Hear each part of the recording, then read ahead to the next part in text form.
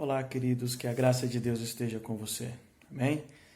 Quero começar recitando o Salmo 19, apenas o versículo 1, que diz o seguinte: Os céus proclamam a sua glória, e o firmamento, a terra, proclama as obras da tua mão. Deus, Ele é o nosso refúgio e fortaleza, Ele é o nosso bem presente. Tudo que está nos céus é para a glória de Deus, e o que está na terra foi feito obra de suas mãos. Então, tudo tem as mãos de Deus e tudo é para a glória de Deus. Eu quero trazer a lembrança uma história.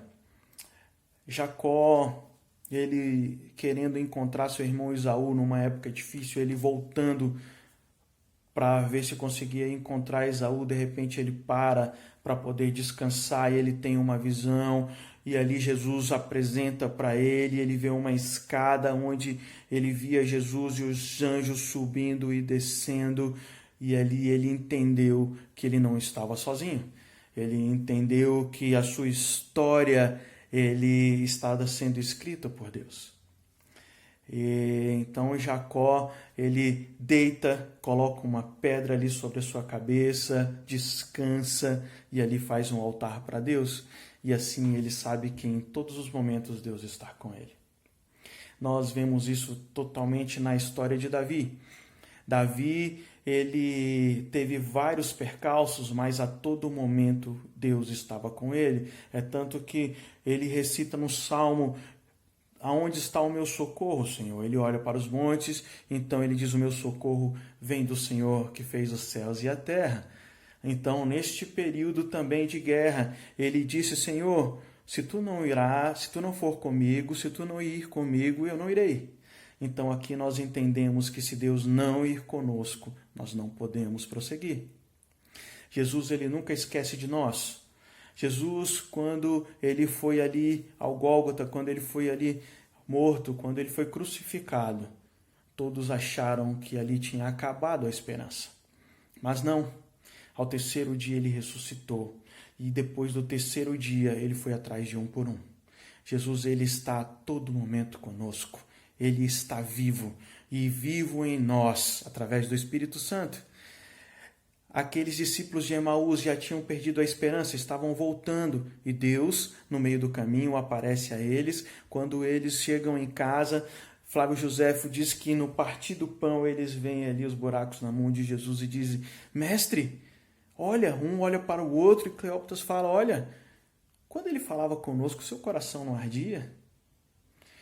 Pedro já tinha largado tudo, voltou a pescar de novo, e Jesus foi atrás dele, foi à beira do mar, preparando ali um café da manhã, e ele olha é o mestre, ele pula na água, então ali ele encontra com Jesus. Ele tinha negado Jesus 3 vezes, mas Jesus nem toca no assunto.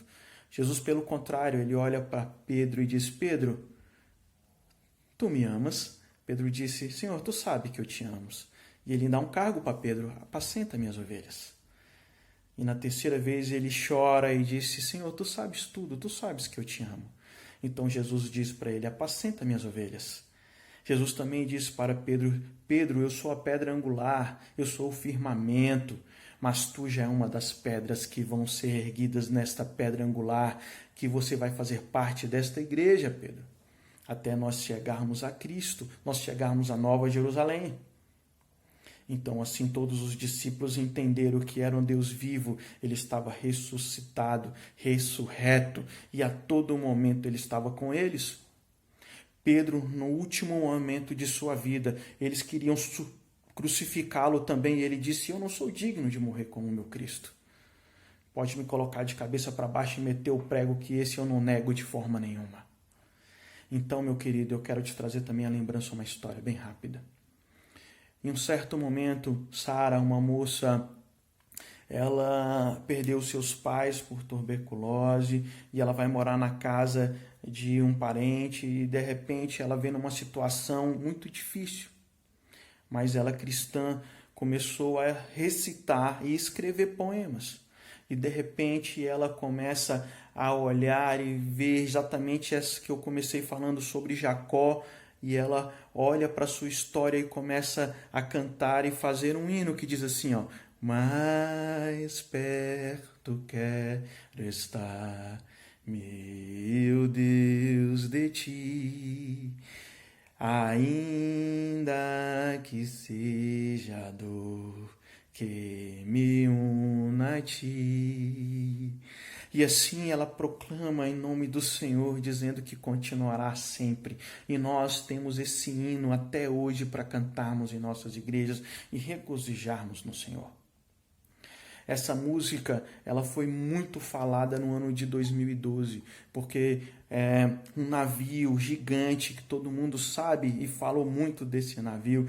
Ele saindo, então, o Titanic saindo então da Inglaterra, indo para Nova York, quando de repente ele bate e ele começa a afundar. Mas dentro daquele navio tinha 8 homens de Deus, 8 musicistas europeus, que eles falaram, nós vamos mudar a história e vamos ficar para a história. Então eles pegam os seus instrumentos, naquele alvoroço, o navio afundando, e eles começam a cantar essa música. Mais perto quero estar de ti, Senhor, ainda que seja a dor que me una a ti. Ali eles deram as mãos e falaram, Senhor, tu sabes de todas as coisas. Entregaram suas vidas ao Senhor. O Titanic afundou, mas essa história nós temos até hoje para escutarmos. Então nós servimos a um Deus vivo, a um Deus maravilhoso, a um Deus que está conosco, a um Deus que ele nunca na história deixou ninguém. Eu falei de Jacó, falei de Davi, falei dos discípulos de Emaús, falei de Pedro, e agora eu falei da Sara, da que compôs esse hino, e falei de um navio e de 8 musicistas que estavam com eles.